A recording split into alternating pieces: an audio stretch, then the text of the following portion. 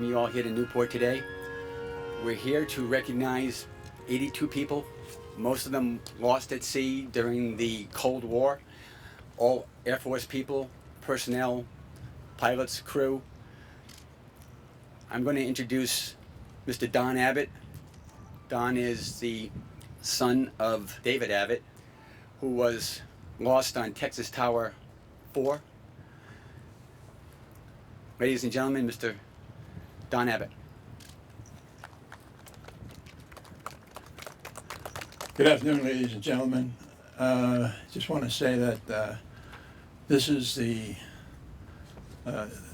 just a terrific occasion where we've been able to blend the names of 82 men, whereas before we had 32 names that we did on the Texas Towers and 50 fallen stars. I always thought it should be that they were recognized together. They had the same mission at Otis Air Force Base, and they all went into the Atlantic. Words of reflection, a tribute. The strength of this great country of ours is that men and women have willingly put their life on the line for an ideal that transcends their own self-interest. That ideal, freedom, in every decade of every century in this country, people have given their lives in wartime and peacetime to preserve the most precious gift we have, freedom. They did it at Concord and Yorktown. They did it at the bloody battlefields at Antietam, Shiloh, Vicksburg, and Gettysburg. They did it on the plains of Verdun, the beach at Normandy, the mountains of Korea, and the rice paddies of Vietnam. They did it in battles that weren't wars and deployments that weren't battles. Beirut, Grenada, Somalia, and Haiti.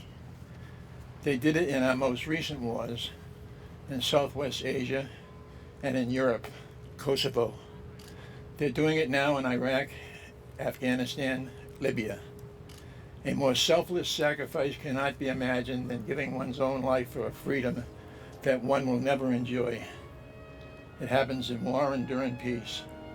Sometimes keeping the peace is as personally costly as making the peace. Perhaps the world soon forgets the cost others have paid for that great gift we call freedom. But we have not forgotten. We will not forget. We shall never forget the 28 men who gave their lives on U.S. Air Force Texas Towers No. 4 on 15 January 61, and the men in prior years who died serving their country on the U.S. Air Force Texas Towers No. 2, one civilian worker and 2 U.S. Air Force officers, and number 3, one U.S. Air Force Airman weatherman, and the 50 men, also known as the 50 Fallen Stars, from the 551st AEW and Control Wing, who crashed into the Atlantic Ocean on the 3 EC-121H aircraft, died for our freedom. Yes, their death was tragic, but their death was also noble and brave and selfless. They gave their life serving their country in the so-called Cold War. During their duties, without pomp and fanfare, and yet providing a critical but unheralded contribution to the national security of our country. It is difficult to right a wrong once done, but it's possible to do the right thing when one has the opportunity to do it.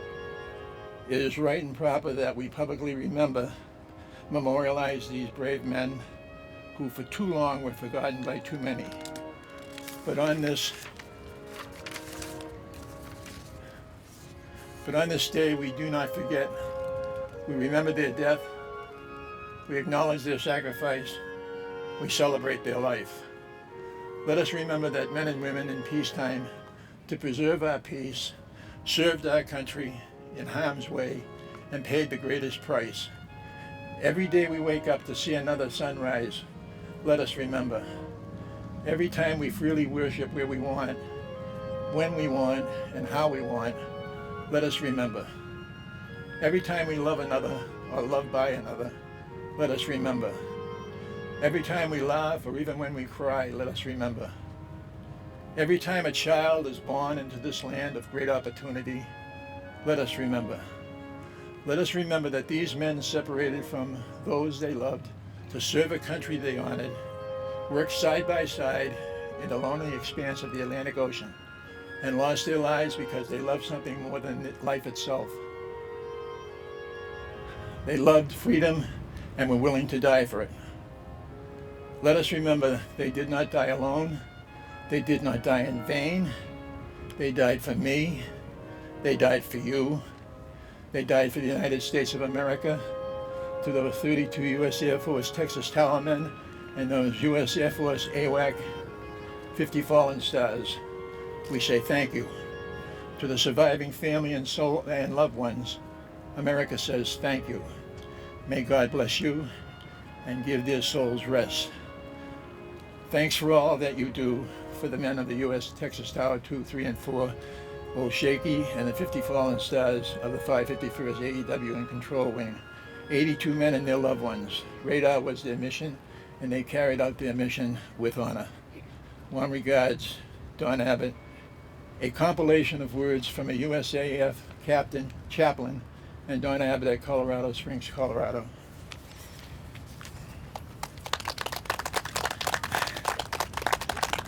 I wouldn't be able to do this without the Coast Guard.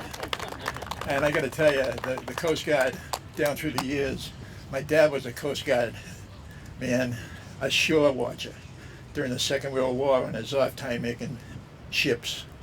I'm going to give the names of the Air Force Texas Tower 4 Old Shaky people.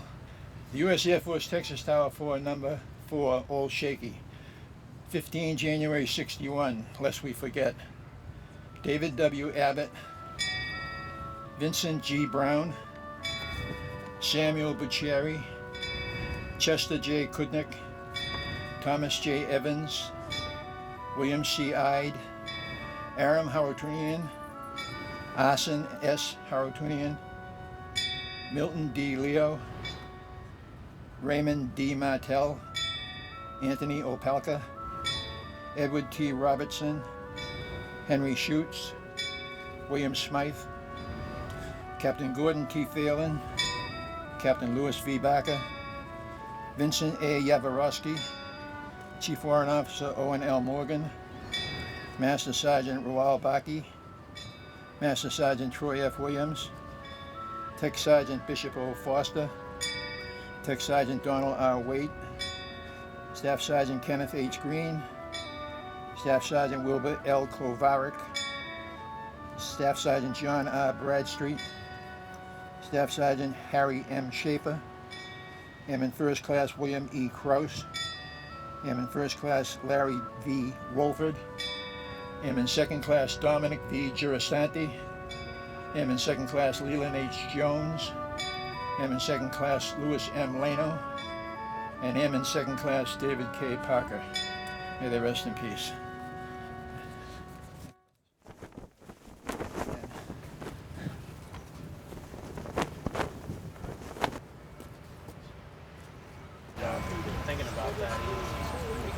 I was 21 years old when the tower went down. Yeah, I was 18 months old when the tower went down. Flying